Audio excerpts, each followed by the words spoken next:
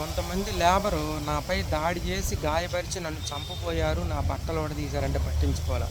ఒక బీసీ మహిళకి బట్టలు ఊడదీసి బంగారం దొంగిలించి వీడియోలు తీసి సోషల్ మీడియాలో పెట్టారంటే పట్టించుకోవాలా?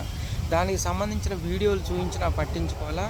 పైగా ఆమె న్యాయం కోరుతుందని ఆమెపైనే అట్రాసిటీ తప్పుడు కేసు పెట్టావు, సంబంధం లేదని దానికి సంబంధించి సీసీ ఫుటేజీలు చూపించినా కూడా పట్టించుకోవాలా? ఆ కేసు తొలగించాల. పై అధికారుల దగ్గరికి వెళ్ళినందుకు కక్ష పెట్టుకొని మా ఇంటికే ఒకడిని పంపించి మాకు డబ్బులు ఇవ్వాల్సిన వాడిని మాపై దాడి చేయించి వాడితో తప్పుడు కేసు పెట్టి నన్ను రిమాండ్కి పంపించావు. ఇది నీ నిజాయితీ.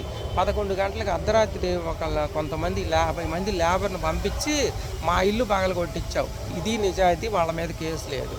మళ్ళీ మరొక ఇవన్నీ పై అధికారుల దగ్గర మేము న్యాయం కోసం తిరుగుతున్నామని కక్ష పెట్టుకొని ఒక ఎస్సీ ఎవడితో డబ్బులు ఇచ్చి లంచం ఇచ్చి తప్పుడు కేసు పెట్టించావు, అట్రాసిటీ. ఇది నీ నిజాయితీ. అలాగే మా ఇంటి వెనక ఒక ఉప్పరోళ్ళతో వాళ్ళని రెచ్చగొట్టి మమ్మల్ని మాపై తప్పుడు కేసు పెట్టి దాడి చేయించావు. ఇది మీ నిజాయితీ. నువ్వు నిజాయితీ గురించి మాట్లాడతావా? నిజాయితీ అంటే నాది. ఇన్ని తప్పుడు కేసులు పెట్టి నెంబర్ ఆఫ్ కేసులు అని చెప్పి నువ్వు సిఏ వీరాస్వామితో మాకు షీటు బంగారు పనివాడి మీద రౌడీ షీటు కట్టించిన ఘనత ఈ ప్రపంచంలో ఈ డిఎస్పి మురళీకృష్ణగా దక్కిద్ది. నువ్వు నిజాయితీ గురించి మాట్లాడతావా? ఇన్ని తప్పుడు కేసులు కట్టి ఊరు నుంచి వెళ్ళగొట్టినా కూడా ఎక్కడ బెసక్కుండా నిజాయితీలో నిలబడ్డ నేను నిజాయితీ. ఒకటి, నీ నుంచి నాకు న్యాయం జరగాలి, అన్ని కేసులు తొలగించాలి, లేదా నా పీక తెగాలి. ఇదే ఫైనల్.